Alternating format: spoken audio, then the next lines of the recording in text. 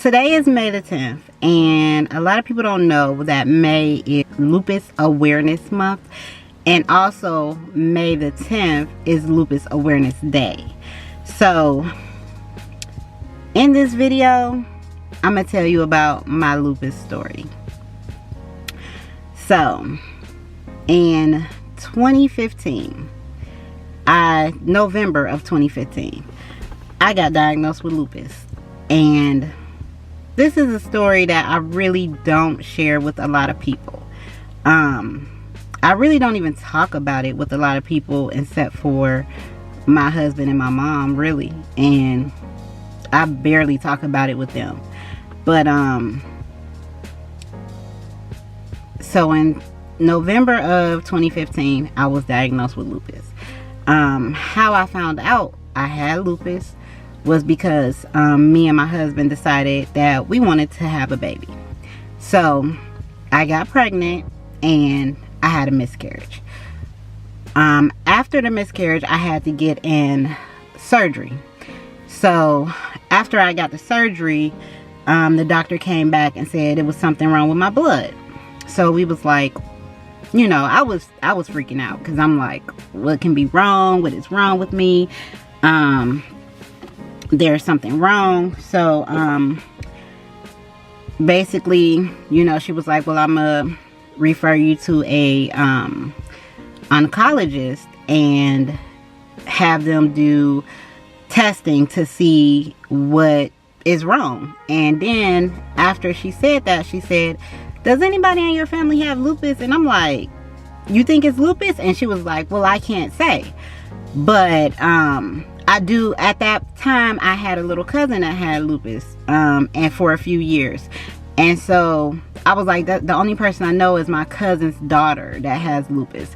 And I really didn't know too much about lupus. I just knew that my cousin had it. And I know she was like, she would have flares and go back and forth to the hospital and stuff. And I didn't know that deep about it at that time. So I was like, you know, I was like really like, oh my God, I think it's lupus because the doctor said something about lupus. So, you know, after I was getting the testing done, I went to the oncologist. He did a lot of blood work, took a lot of blood, and he came back after a couple of days and was like, you have lupus. And I was like, but he was like, but it's a mild case of lupus. It's not an aggressive case. And I said, oh, I mean, thank God, you know, that it wasn't aggressive, and you know, it is not affecting me like I see it affect other people. So yeah, so they basically told me I had lupus, and it's lupus, like systemic lupus, and then the E word I can't even pronounce, but it'll be on the screen. So I have systemic lupus and the E word, and it's a very mild case of lupus. So basically, my lupus, the way it affects my body, one thing I do have to say is lupus affects everybody differently. So some people with lupus have problems with their kidneys, problems with their lungs, problems with their heart, problems with every organ. Like, it attacks your organs, it attacks your blood cells, it attacks your hair, it attacks everything in your body. It can attack. With my case, the problems that I'm having is it attacked my hair, it attacked my skin, and my blood platelets. So and that's like my blood platelets, it's like it fights against, it's like a fight within my body. So the medicine that I take for the lupus is basically keeping the lupus at bay. It's kind of like I'm taking the medicine so I don't get sicker. If I did not take the medicine, I probably would get really sick. So basically that's what my case is. As far as my hair goes, the crazy thing about lupus is a person can have lupus and not even know they have it, because the signs, it'll be signs that will be there, but you don't notice the signs because some people just don't notice things, or they notice things and they think that it's nothing, or you know what I'm saying. So basically what I come to find out with my situation is I found out I had lupus in 2015, but the doctors think I might have actually got it after I had my daughter in 2011, because right after I had my daughter is when I started seeing signs. I didn't know the signs. I didn't know there were signs then. I didn't know that they were signs then in 2011. But when I did my research and when I talked to the doctor, I realized that they were signs of lupus back then, and I didn't know. For instance, the first thing that started happening, I would get this rash on my hand right here, and it would get so bad, and I would just be like, what the heck is wrong with my hand? And so I went to the doctor and I asked them, like, and it was like, oh, that's eczema. That's just eczema. We'll give you some hydrocortisone cream and rub that on there. So they gave me that, rubbed it on there. It was fine. So, but the only thing is, this hand stays sensitive. This back of my hand right here is always sensitive. It's always like I can't put on the lotions with perfume in it, or my hand instantly start getting irritated. So back in 2011, 2012, my hand would get so irritated. It would be like scaly almost, and they just said it was, they just said it was eczema. So I would put the cream on it, everything be fine, and you know, it was just a back and forth thing. So then the next sign was after I had my daughter in 2011. I used to put perms in my hair all the time. When I was pregnant, I didn't do perms, and then I waited like some months after I had her and I put a perm in my hair. So the first perm was okay, second perm was okay. I think it was the third perm I had put in my hair, or maybe it was the second perm I put in my hair. I washed my hair out, washed the perm out of my hair, and I went to comb my hair, and I had just bald spots all in my hair, and my hair was very long. I used to always wear wraps, and I was just like, what? Like, my hair, I'm like, it's this perm. I had a bad perm. The perm made my hair fall out, or relaxer, whatever people call it, relaxer. So the relaxer made my hair fall out, and I was just like, man, I got a bad relaxer. So I'm thinking, okay, my hair grow back or whatever. Never grew back. The bald spots got worse. When I say got worse, I mean as in the bald spots got raw.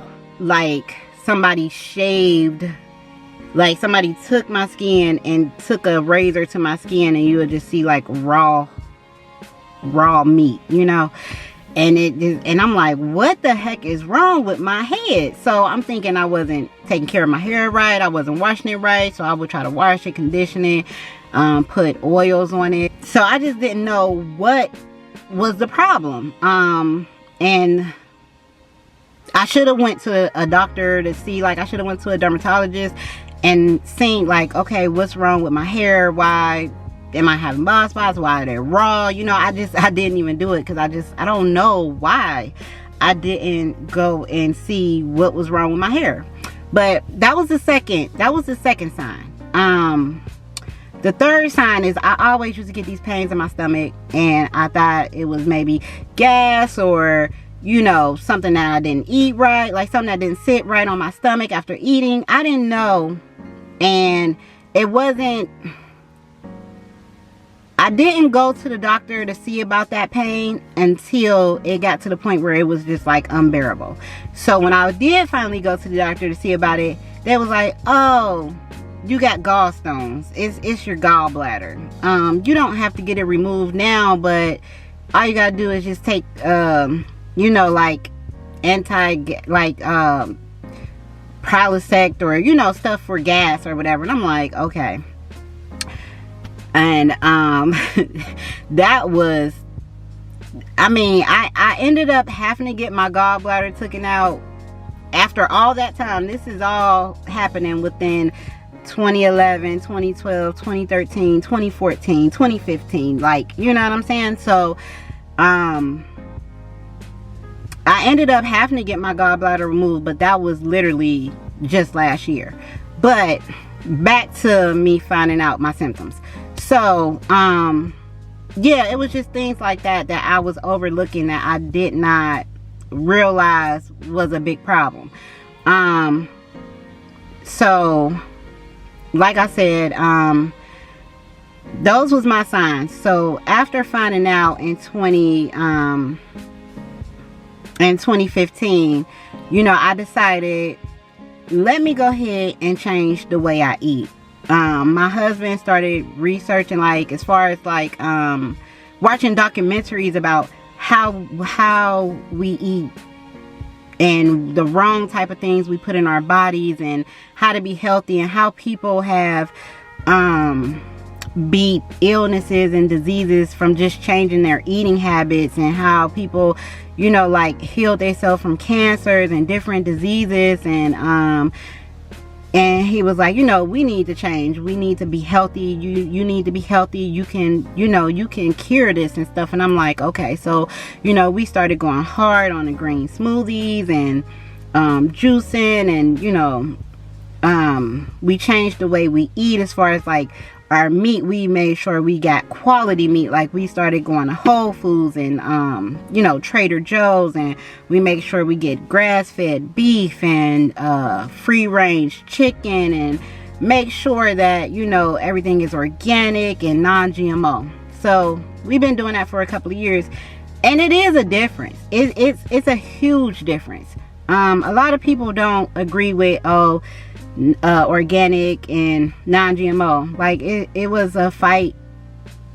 It wasn't a fight, but like telling people in a family, like, oh, we don't eat that meat, we eat organic, and they'll look at us and be like, whatever. But I honestly wanted to make that change for my health. So I do see a difference in the quality of the food. When you get a better quality of food and then you go back to a lower quality of food, it's a huge difference. And you don't realize it until you do it every day. So we changed up how we eat as far as like going to the grocery store, which grocery stores we go to, where we buy our meat from, and everything like that. As far as fast food goes, I don't really eat a lot of fast food. Like, I do, like, we eat out a lot. Like, if you watch my videos, you know we eat out. But we try to choose better places to eat. So, like, we will, like, as far as fast food goes, I don't eat McDonald's. I don't eat Burger King. I don't eat Wendy's. I don't eat Arby's. I don't eat Taco Bell. I will go to places like Chick-fil-A. That's one of my favorite places. Raising Cane's, Chipotle, Panera Bread is one of my favorites. So I'll go to quality places like that. You know what I'm saying? Like, not your McDonald's. I cut that out years ago. You know, I don't even like to give, like, we don't even let our daughter eat it. So, like, we try to change the way we eat. So, like I said, this story, my lupus story, is a story that I really, I don't know, it was kind of, I don't want to say it was hard for me to share this with the world, but it's just something that I don't really talk about. And then on top of that, I feel like I know people with lupus that go through it so much worse than I do. Not saying that I'm not gonna put my problems on the back burner and say my issues don't matter, because I feel like, you know, they still do matter. But I know people that have worse cases of lupus than I do. But like I said, I did have to get 2 surgeries, and I do have to take medication every day just so that the lupus won't get worse. And like I said, I do try to change the way I eat. And like me and my husband, we always talk about, like, you know, going meatless and trying to bring in more vegetables. And like we try. It's hard. I don't want to say it's hard. It's challenging because, you know, you're so used to eating a certain way that when you take stuff away, you just be stuck like, so what am I supposed to eat? Like, if I don't eat meat, what am I going to eat? And then it's like, you know, we look at the recipes. I look at Pinterest, and but it's still hard to make that full transition, but we're trying. So going forward, like, that's the biggest thing I could do, is just try to change my eating, try to stay active. As far as exercising, trying to stay in shape, keeping my body in shape, keeping active, and trying to eat better. But like I said, as far as lupus infecting me, I wear wigs. I love my wigs. After in 2011, when I had got the bald spots in my head, it just really broke me, because, you know, hair is everything for a woman. And when your hair get messed up, it's like, even though I wore weave all the time, like I would wear sew-ins, I would wear braids, I used to get my hair done all the time in all kind of different styles, but your hair, it was just like, wow, you know, now I can't do certain styles because if you part down this way, it's a big bald spot, you know. So I come to love my wigs. I love them. I like wearing them. I don't have a problem with them. I embrace it. It's just something that I'm just gonna have to deal with, and I choose to deal with it. Like, I don't have a problem with wearing my wigs. What else? So, and as far as my skin goes, I literally just use creams. Like, I try to use argan oil. I have an argan whipped cream that I use. I really don't like to use a lot of lotions with perfumes because, again, my skin is sensitive. Like, I always had sensitive skin my whole life, and my mom used to always say I have eczema too. Like, I believe I do got eczema here and there, like little patches or whatever, but as far as that problem that the doctor thought was eczema, and it turned out that, you know, they was like, nope, that wasn't even eczema, that was lupus. Because lupus rashes are very common with people. The butterfly rash people get on their face, and it's literally shaped like a butterfly. I know a few people that have gotten that rash as well. I never got the butterfly rash, but I did get a rash.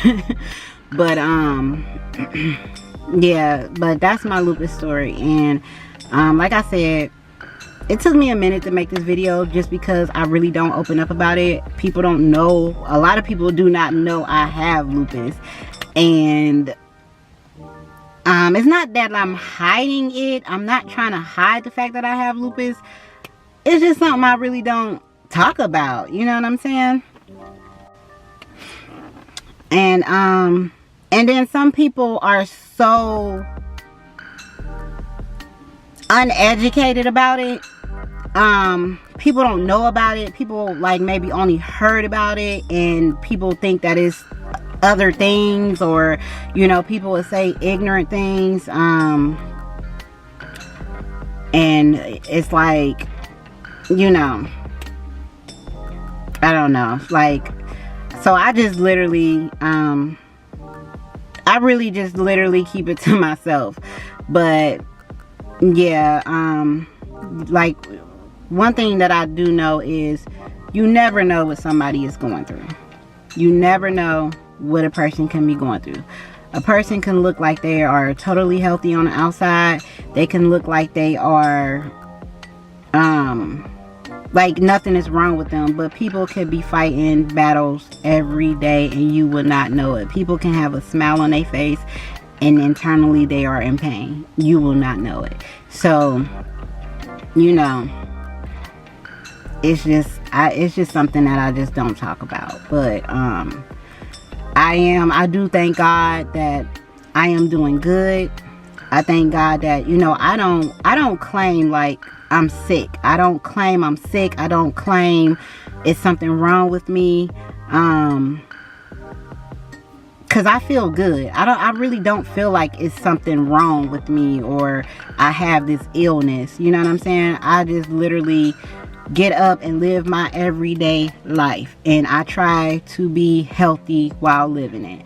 And there's a little bit of weight on my body that I do want to get off, and I need to be more active. I need to continue to try my hardest to eat better.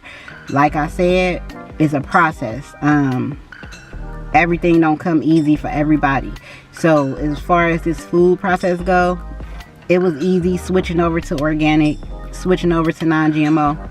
That's easy. I can do that. But as far as, you know, trying to eliminate meat, and it, even though I don't think it's really hard to eliminate meat, but you know, but that is my story.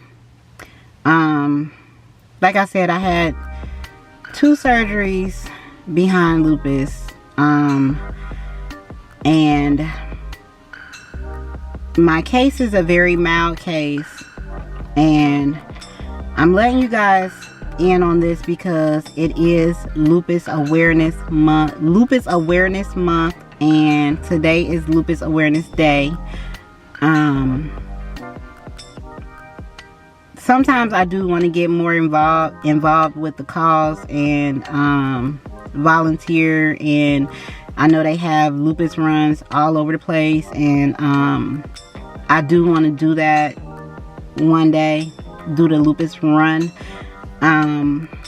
But maybe one day I will. Maybe I'll meet more people, and maybe I can find a community of people to talk about lupus more. But yeah, so far, like I said, I keep it all in. I don't really share it with anybody, and this is big for me to even open up about this. And as far as me having a miscarriage, I did have a miscarriage when that's how I initially found out. We wanted to try to have another baby, and then I ended up getting pregnant again, like, was that 2 years ago? 2 years ago. And I didn't even know I was pregnant, and that was an ectopic pregnancy where my tube ruptured. They said that it did not have anything to do with lupus, but who really knows? So after that, the doctor said, oh, you can try to have a baby if you want to. It will be high risk because of the lupus, and I only have one tube. So one fallopian tube. So they did let me know that. I don't really think I want to try again, just because of all the things that I have been through as far as surgeries. Yeah, so I think I'm fine with my daughter. You know, she is 7 years old. She will be turning 8 soon. So, the doctors did advise me that, you know, if I wanted to try again, I can. I don't think I will. And, I'm gonna just leave it at that. But, yeah, that's my lupus story. And, I can't believe I just shared that with everyone. And I guess I'll see you guys in the next video. If you like what you've seen, go ahead and give me a thumbs up. Please subscribe to my channel if you have not subscribed already. And I'll see you guys in the next one. Peace out.